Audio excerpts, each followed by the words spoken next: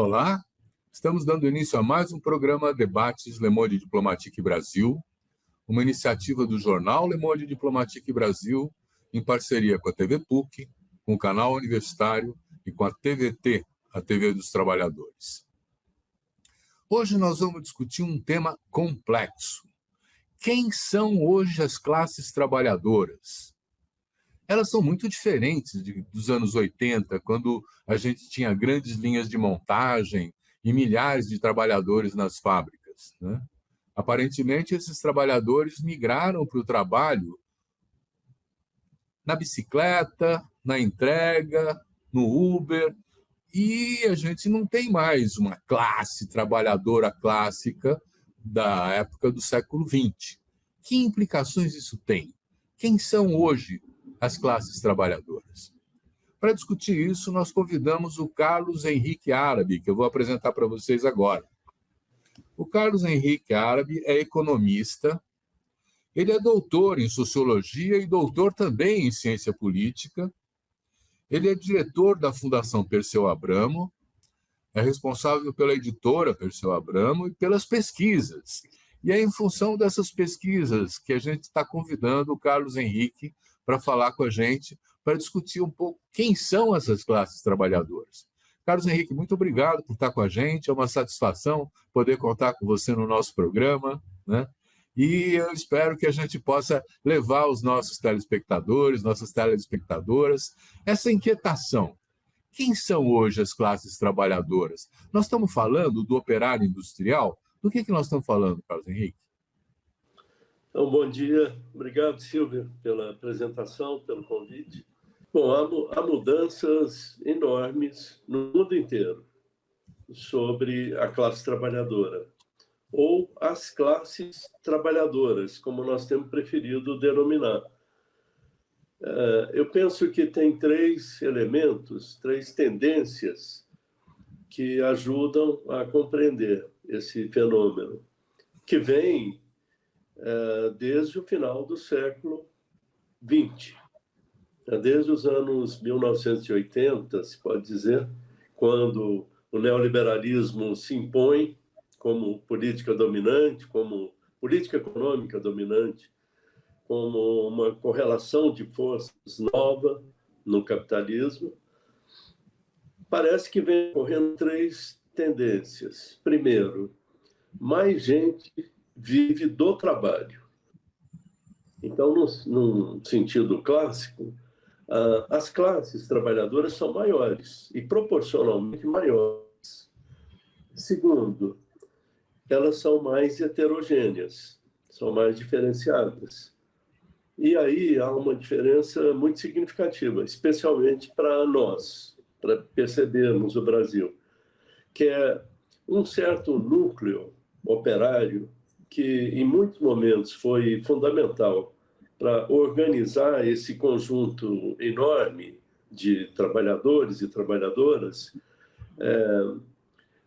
reduziu o seu peso. E esse peso foi reduzido aqui no Brasil, na Europa, nos Estados Unidos. Nos Estados Unidos há uma certa recuperação, mas muito pequena. Nós vimos recentemente a greve em Detroit. O número de trabalhadores é muito pequeno, trabalhadores metalúrgicos. Aqui também se reduziu.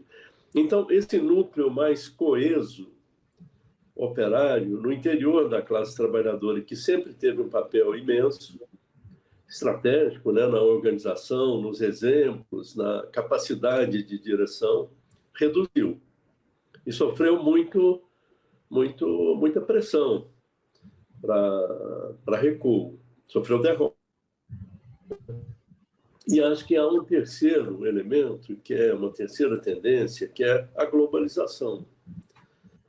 E muita gente, alguns de uma forma mais impressionista, chegaram a dizer que a classe que vive o trabalho, que produz pelo trabalho, teria peso no capitalismo. Realmente, quando visto globalmente, no mundo inteiro, houve um deslocamento para a Ásia. É conhecido isso. A China é o maior na China estão os maiores números, né? As maiores fábricas, a maior classe trabalhadora do mundo. E em outros países, Coreia, por exemplo, Coreia do Sul, reúne uma classe trabalhadora extraordinária, com um nível altíssimo de educação, de formação. Então, houve um deslocamento. Há muitos indícios de que este núcleo operário, mesmo em termos mundiais, reduziu proporcionalmente. Mas, ao mesmo tempo, o tamanho de conjunto das classes trabalhadoras aumentou. São movimentos múltiplos aí que estão ocorrendo. Isso no Brasil também? No Brasil também. Com uma diferença, Silvio, que, bom, você deve conhecer muito, porque nós olhamos essas classes trabalhadoras formando um partido, fazendo greves. No Brasil, ela é mais diferenciada do que em países que a gente pode chamar do desenvolvimento central do capitalismo, né? Europa, Estados Unidos. A maioria, vamos citar mais, né?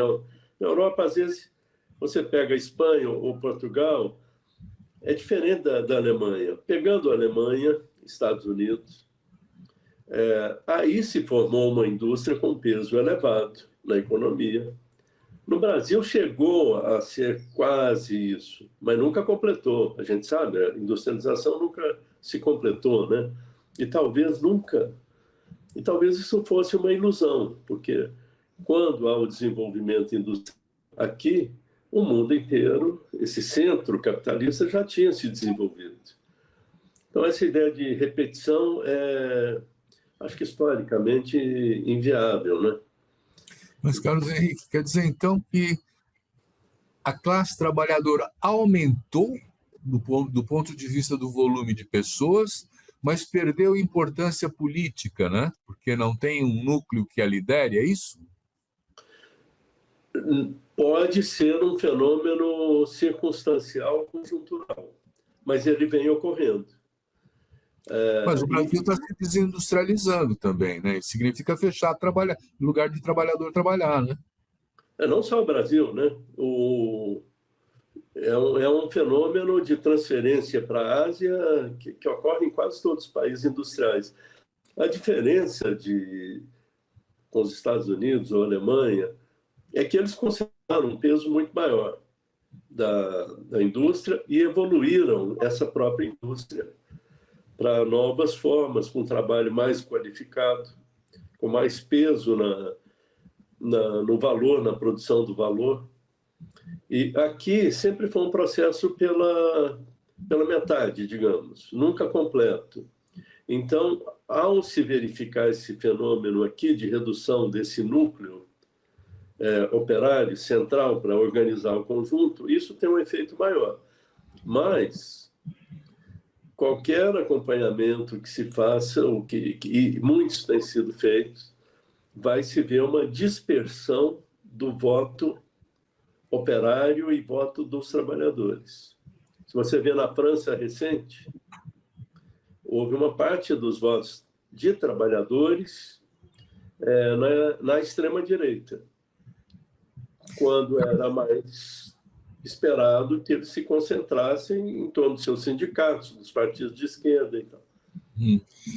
Eu sei que a Fundação Perseu Abramo fez algumas pesquisas sobre a classe trabalhadora, né? Quer dizer, o que vocês encontraram como novidade? Como é que trata essa precarização, essa uberização, essa iFoodização?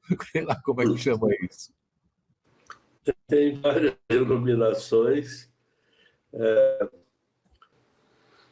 Bom, você tem um trabalho muito bom, muito importante do IBGE recente, que é o censo que levantou a situação de mais ou menos 100 milhões de trabalhadores. É o tamanho da classe trabalhadora brasileira, com uma proporção maior de mulheres, com quase metade no trabalho não formalizado, quer dizer, fora dos direitos históricos conquistados até hoje.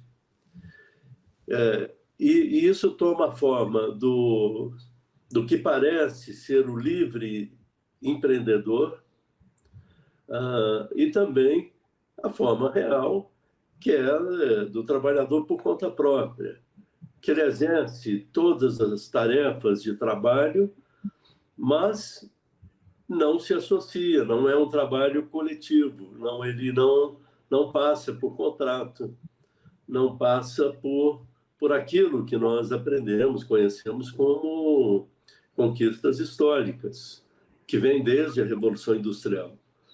Então, aí ele passa por jornadas enormes de trabalho, né? A chamada mais-valia absoluta é extraída sem dó nem piedade. Ele vive com muita doença, vive em condições muito precárias, e isso afeta o conjunto, porque mesmo os setores que estão sob direitos, tendo contrato, tendo possibilidade de sindicalizar, de trabalhar em conjunto com outros trabalhadores com um contrato coletivo, mesmo esses setores são afetados. Por quê? Carlos Henrique, nós vamos fazer um pequeno intervalo e em seguida eu vou falar sobre um tema que você tocou agora, o empreendedorismo. Vamos mexer com isso, mas depois do intervalo.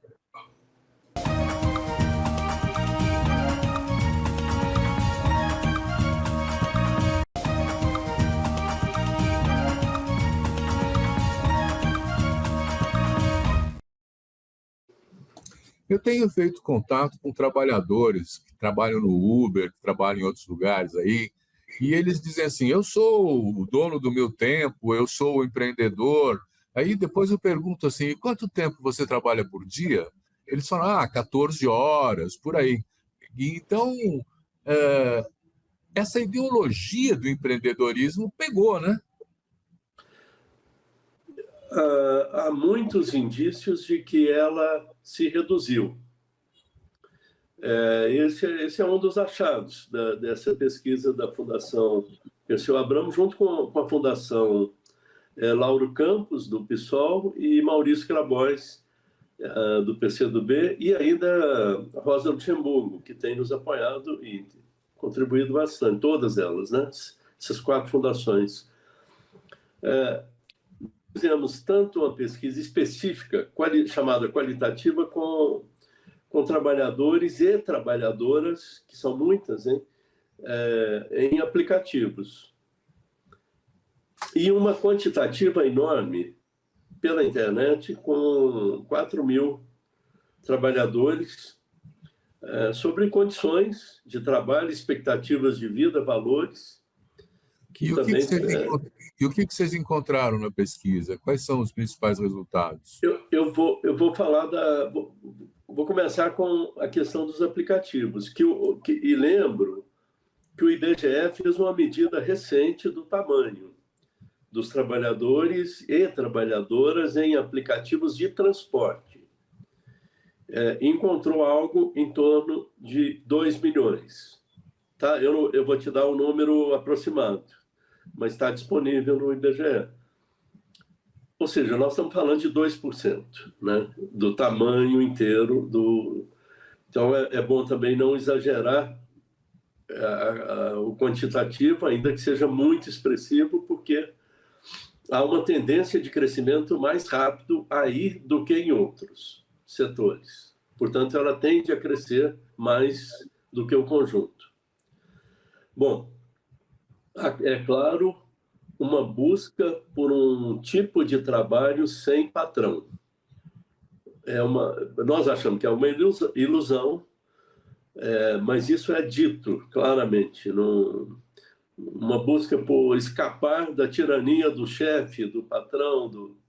Mas ele encontra, como você falou, uma condição que é, em algumas situações, similares a trabalho escravo. Por exemplo, não ter hora para alimentar, não ter acesso a banheiro,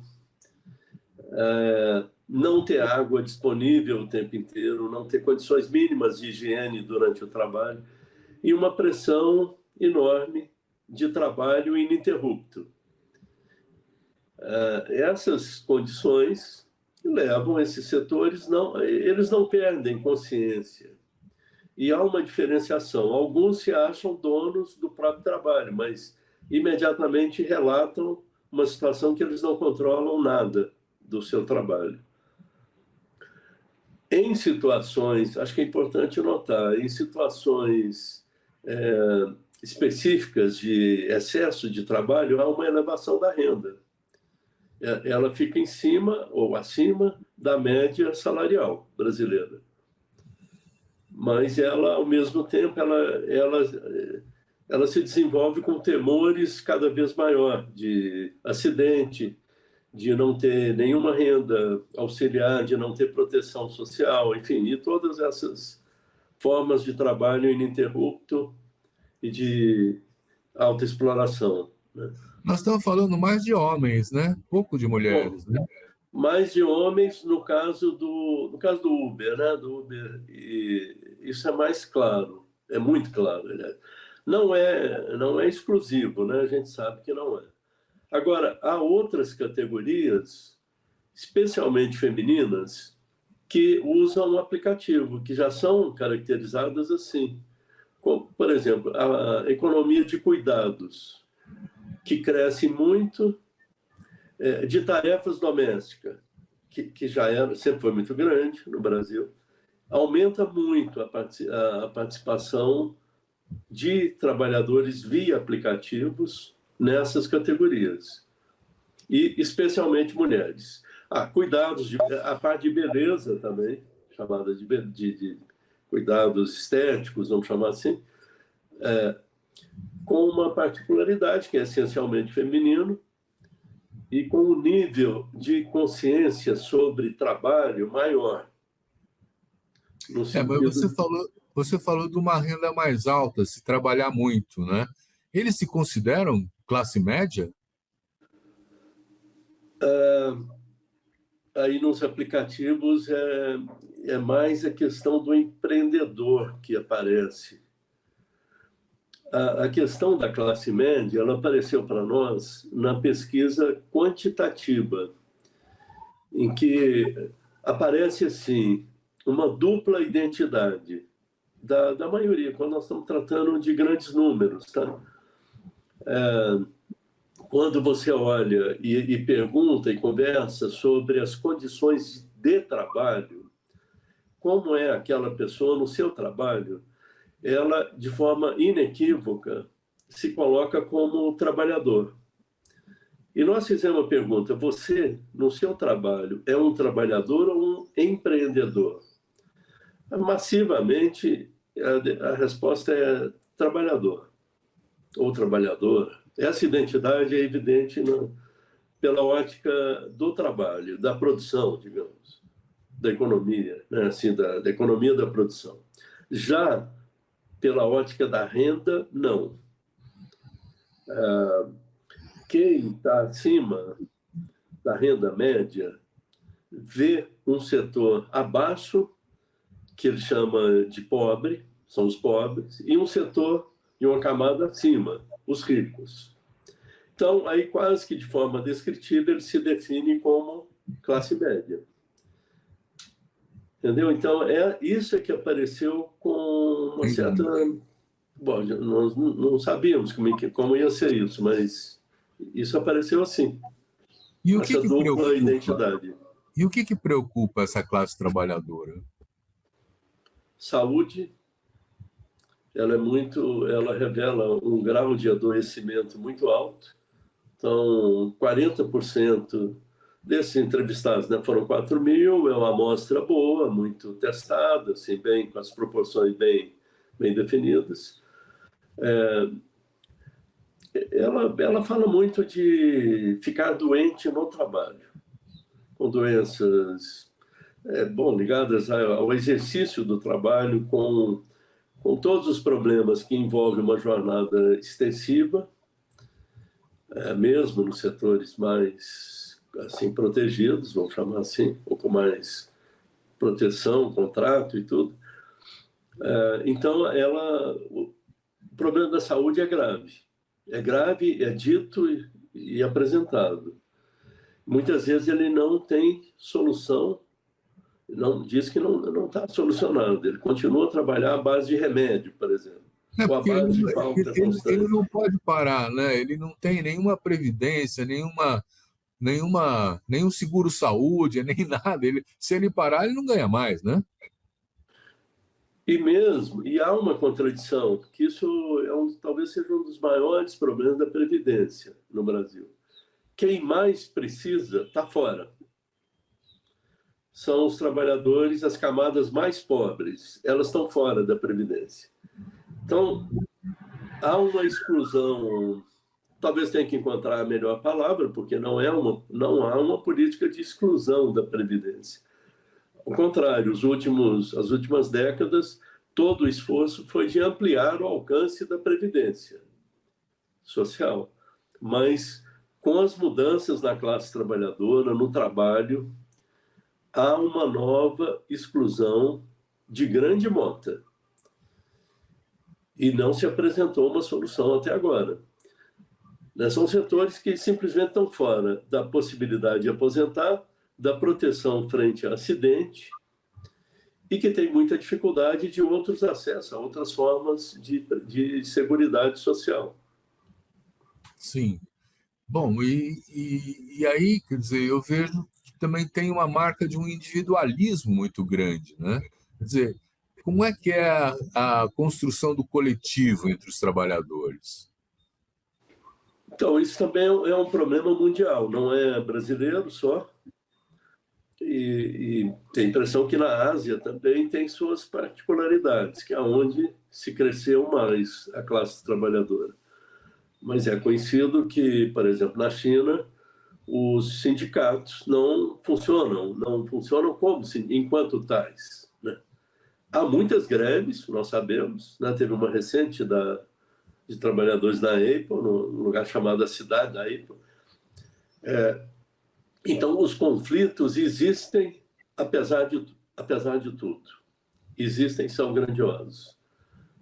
Aqui também eles existem, e num quadro em que o Brasil nunca foi recordista de organização sindical, é muito menor do que na Europa, por exemplo, mas caiu muito. E com as reformas antitrabalhistas da última década, isso aumentou. O sindicato ficou mais fraco. Se havia problemas de funcionamento, esses problemas aumentaram. A representatividade piorou. Então, caiu muito, mas há uma disposição de uma parcela muito maior do que a que está hoje organizada em sindicato. Isso é outro grande achado que nós tivemos.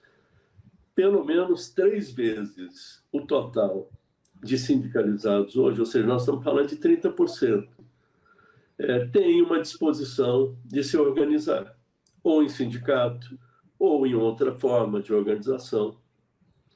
Você lembra que na nossa história havia um longo debate, um grande debate sobre a organização em fábrica, organização local, comissão de fábrica, ou comissão por local de trabalho, não precisa ser a fábrica, pode ser a escola, enfim, vários outros tipos, né?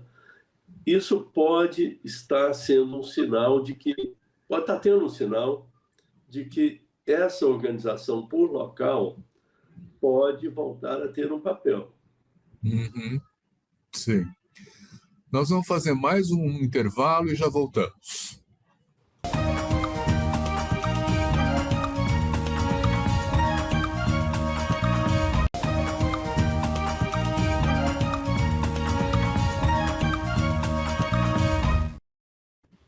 É curioso você dizer isso, porque nós temos, inclusive, alguns eventos que marcaram a presença dessa classe trabalhadora nas cidades, que são os motoqueiros de aplicativos fazendo sua manifestação coletiva, fazendo sua passeata com as motos, não é? Quer dizer, Isso é um mecanismo informal que vai se criando, não é, Carlos Henrique? Mas não é espontâneo. É informal, mas não é espontâneo. E há outro fator que nos chamou a atenção, é que eles se consideram excluídos da esfera política, do sistema político. E olha que isso aí é um tema super quente, super importante, porque é onde penetra um tipo de aventureiro de extrema-direita, né? Esses aventureiros que apareceram no Brasil e em outros lugares do mundo também, que aproveitam essa ideia de exclusão política para entrar como salvadores, ou como emuladores, né, do ódio, do individualismo à outrance. Assim. Bom, mas eu quero dizer que não há espontaneísmo também. Há uma percepção de que é preciso se organizar e que querem ser ouvidos. Sabe, acho que um dos problemas da tentativa do governo recente, bem intencionada, de construir um conjunto de proteção básica para quem trabalha em aplicativos, parece ter não percebido que isso tinha que passar por uma consulta, por formas de audiência direta com esses trabalhadores de aplicativo, que são extremamente desconfiados com a esfera pública, sentem-se excluídos, com razão. Né? O sistema político brasileiro é um sistema que representa bem a alta renda, né? As elites, mas representa muito mal. Basta ver a composição. As mulheres, enfim, esse povo trabalhador, esses jovens. Então, eles se sentem, de fato, fora. E uma coisa que vai de cima para baixo para eles não é bem recebida, mesmo que seja com boa intenção de proteção frente à alta exploração. Eu quero entrar num tema delicado, quer dizer, as centrais sindicais não se ocupam com quem não tem carteira registrada, né? Como é que é isso? Você pode nos dizer se esses trabalhadores de aplicativos, eles estão sendo contemplados no mundo sindical ou não? Bom, deixa eu fazer uma pequena advertência. Nós não somos, eu especialmente, nem a nossa equipe, especialistas em trabalho, em sociologia do trabalho. E há muitos no Brasil, nas universidades, no DIEESE, no próprio Ministério do Trabalho, no IBGE, em várias instituições importantes, e que eu acho que vale a pena retomar a presença dessas pessoas nesse debate. Ele há muito tempo ficou fora, né, no Brasil. Mas o que parece é que eles não têm. Esses setores que mais crescem enquanto trabalhadores, eles não têm uma forma institucional de organização. E nem as formas antigas conseguem um grau de ampliação ou de flexibilização capaz de absorver essa nova necessidade. Nós poderíamos dizer que a nossa classe trabalhadora está perdendo posições do ponto de vista, vamos dizer assim, de uma capacitação profissional, porque o metalúrgico, o especialista, ele teria que desenvolver capacidades técnicas para poder fazer o seu trabalho. O entregador, ele não precisa de tudo isso, ele tem o Waze, ele vai em cima da moto e faz tudo sem muito conhecimento da coisa, não é isso? Ele parece... Há uma parte importante que passou por alguma atividade em regime de CLT. E foi uma experiência negativa, todos relatam isso. Foi ruim, em termos de ambiente, de trabalho e de conseguir utilizar direitos. A maioria não passou por isso. Especialmente alguns tipos, por exemplo, entregadores. São jovens, com pouca formação, e que abreviam o tempo de estudo, o tempo de formação profissional, para entrar logo no mercado, por razões de busca de renda. Isso abre campo para a extrema-direita ganhar esse pessoal ou não? Tem uma brecha aí que é visível, nós conhecemos, tem gente que estuda especialmente isso, que é a seguinte: todos eles são, pela própria necessidade do aplicativo, são muito ligados nas redes sociais. Todos. E uma camada dentre eles se desenvolve mais, fica mais capaz de utilizar esses serviços, essa tecnologia, e se sobrepõe. Há uma competição evidente, há um desenvolvimento do individualismo, porque não é trabalho coletivo, é um trabalho de competição. E, nesse ambiente, ele vai encontrar redes de extrema-direita, que fazem uma cooptação. Esse é um fenômeno clássico no mundo, não é só aqui, mas aqui está ocorrendo. Essa é a brechinha aí, que é grande, na verdade, e capta os mais, vamos chamar assim, os mais competentes. Entendi. Os partidos políticos têm algum envolvimento com essa questão? Eu diria que se a gente observar, por exemplo, uma questão muito requerida por eles, que é, por eles eu digo, por esses trabalhadores, eles dizem isso, eles se sentem excluídos e querem uma representação. Essa representação, se a gente olhar, por exemplo, nas listas de vereadores, de candidatos a vereadoras, vereadores, você vê que há um esforço de chegar em alguns setores. Por exemplo, na última eleição, foi eleita uma deputada pelo PSOL, que é trabalhadora doméstica. Então, ela representou um setor fortemente excluído, que também está utilizando trabalhos, né, de aplicativos.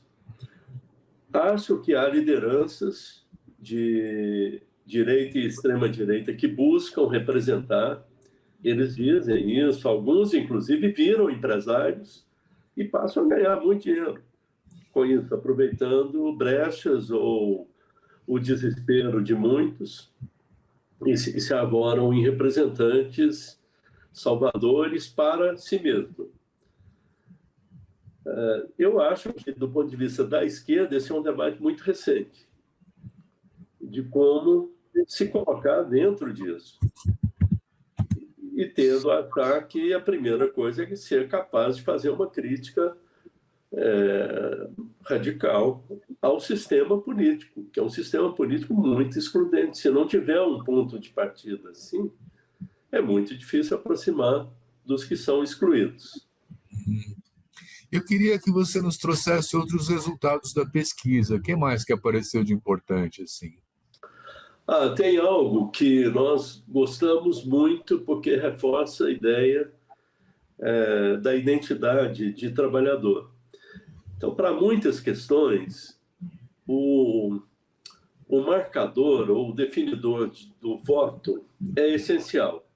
Por exemplo, sobre se sentir mais conservador, né, ou mais de esquerda. Quem votou em Bolsonaro tem uma determinada posição, quem votou no Lula, por declaração, né, tem uma posição evidente, mas isso organiza muito na parte de, vamos chamar assim, de posicionamentos, valores e tal. Agora, quando você vai para o campo assim, dos... O que é importante para cada um, independente do voto, sobre trabalho? Aí é comum, não importa onde votou. Todos declaram a questão do salário, que salário é baixo, todos falam do problema da saúde, todos falam do medo, não, no trabalho e fora do trabalho, e todos falam que precisa se organizar em alguma medida. Isso é comum. Então, medo de quê? Não importa aonde votou. A polarização não interfere digamos assim, na plataforma reivindicativa do trabalho. É comum. E esse medo? Medo de quê, Carlos Henrique? Bom, o medo é o medo de ser demitido, em primeiro lugar, é o medo de não corresponder aos desejos do patrão ou da empresa. Isso, em grande medida, fomenta o trabalho em aplicativo também, porque é mais dissolvido, né? O conceito do capital ali, ele não aparece tão declaradamente, tão claramente. Mas uma coisa importante, em temas da igualdade e desigualdade de renda, sobretudo, tá? O voto, a polarização política também ela amortece. Por exemplo, nós vimos que uma parte muito significativa de quem votou no Bolsonaro é a favor da taxação das grandes fortunas. O que eu acho que reforça essa ideia de que a condição de trabalhador, de trabalhadora, se vincula com muita lógica a uma ideia de mais igualdade. Então, essa classe trabalhadora continua a velha classe trabalhadora, a favor de uma sociedade com mais igualdade. Isso eu não tenho dúvida, eu também acho, sim, mas a dificuldade que eu tenho, né, é a construção da representação coletiva. Quer dizer, por exemplo, nós temos desde a época dos anos 70 a Margaret Thatcher, primeira-ministra da Inglaterra, dizendo assim: não existe sociedade, existem indivíduos, né? Quer dizer, não existem coletivos, existem indivíduos.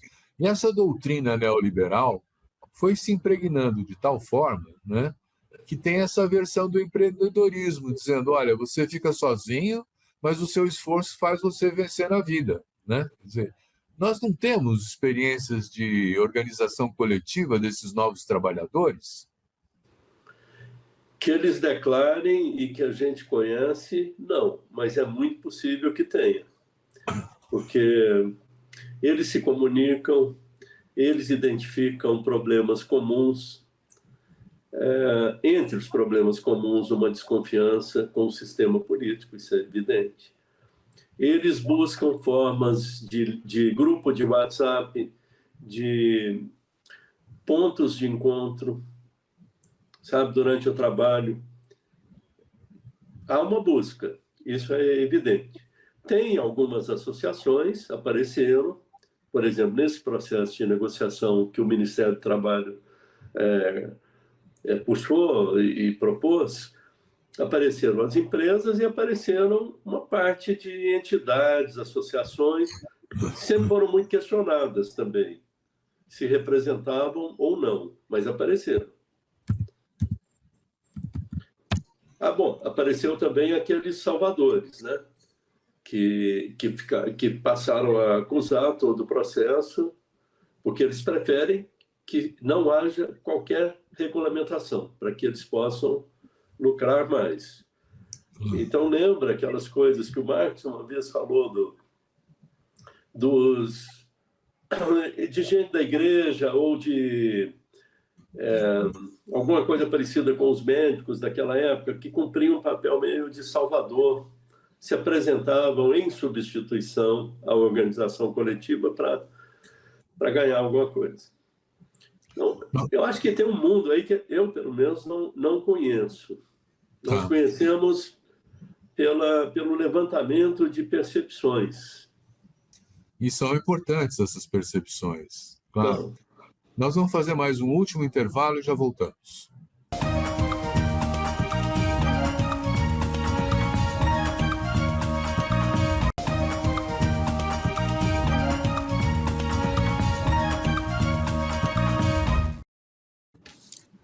Carlos Henrique, ainda temos a explorar essa nova pesquisa da Fundação Perseu Abramo? Deixamos alguma coisa de lado ou não?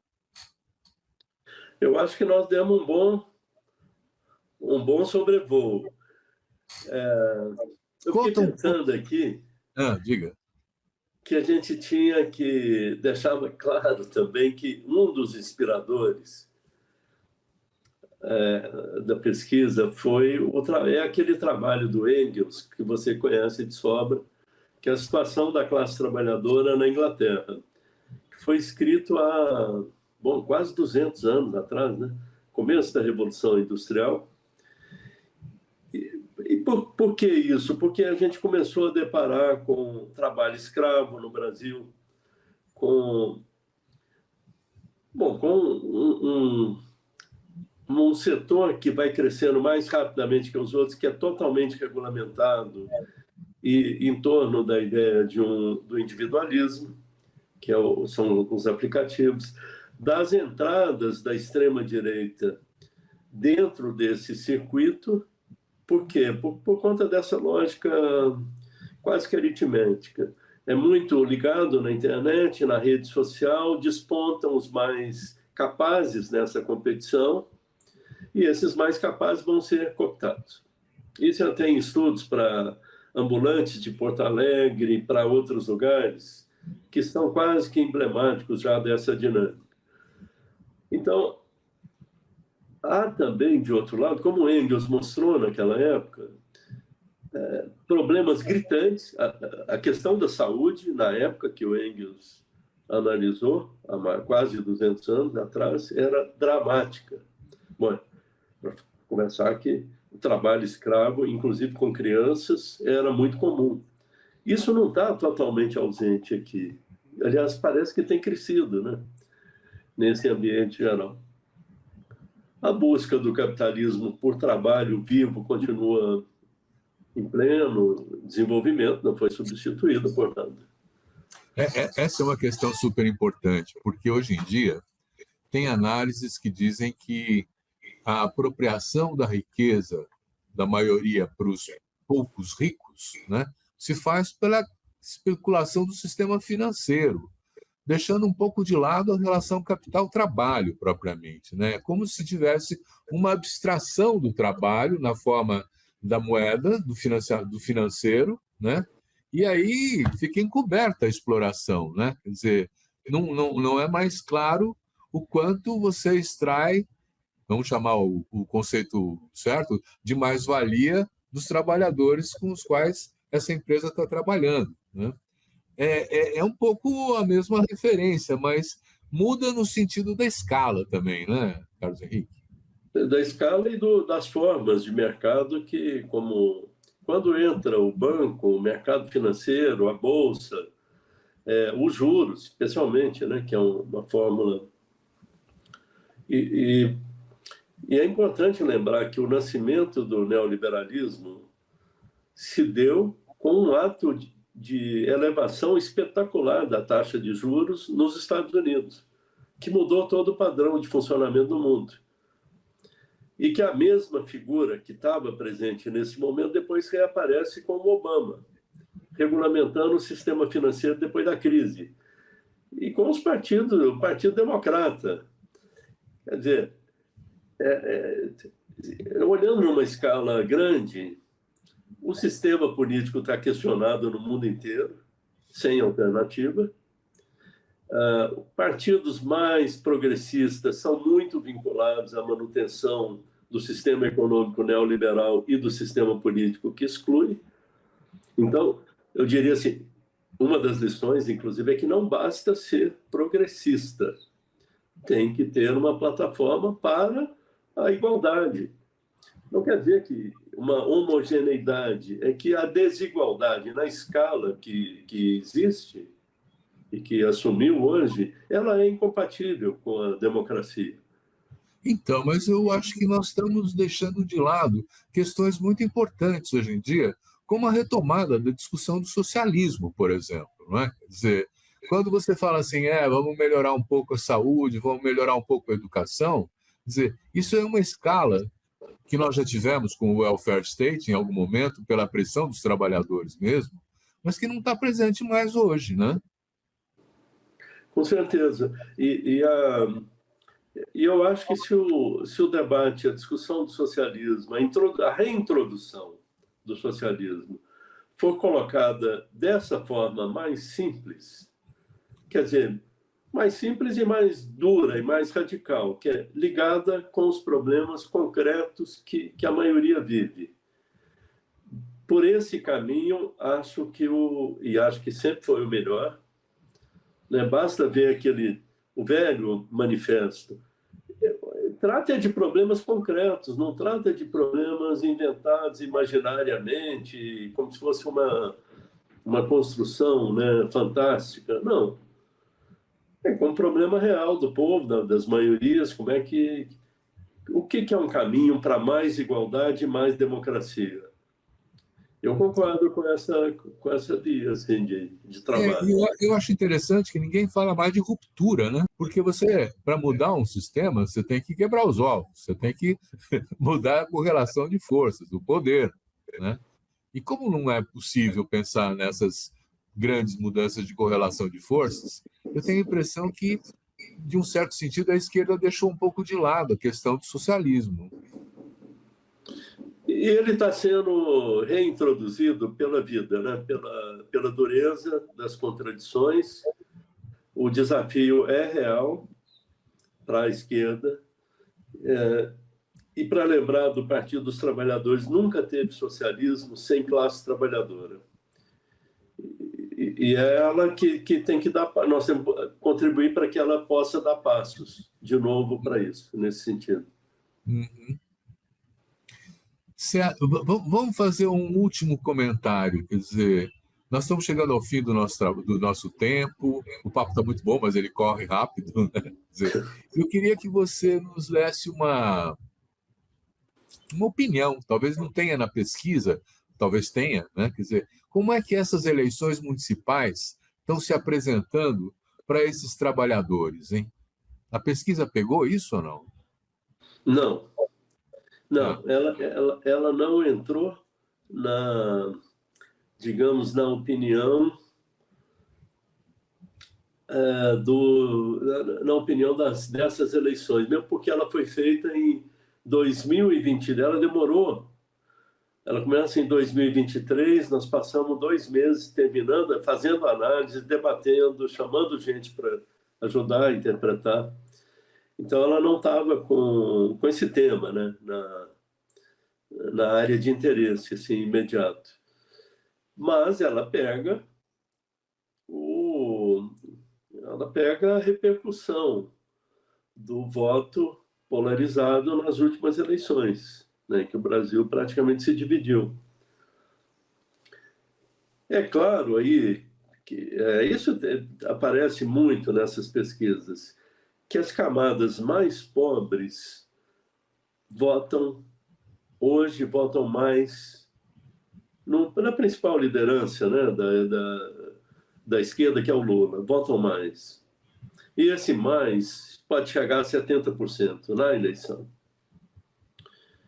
A partir dos 2 salários mínimos de renda familiar, que é um dado difícil, né? O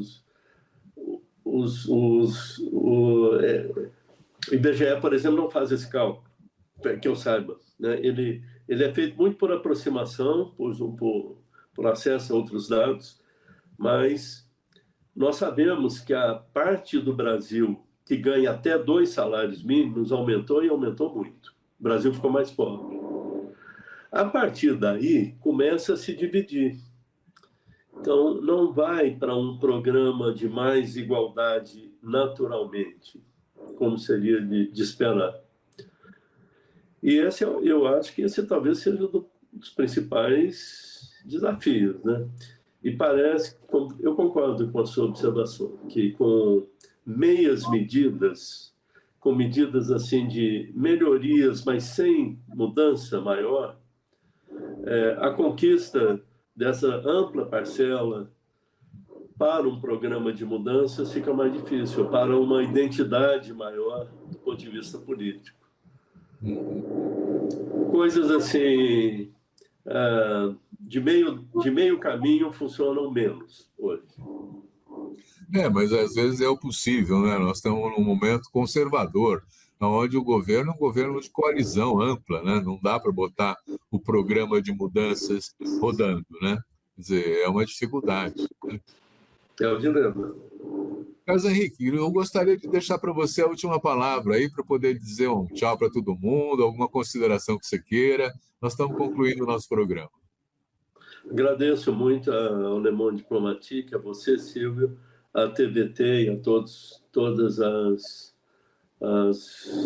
os órgãos aí, as organizações de comunicação que estão envolvidos.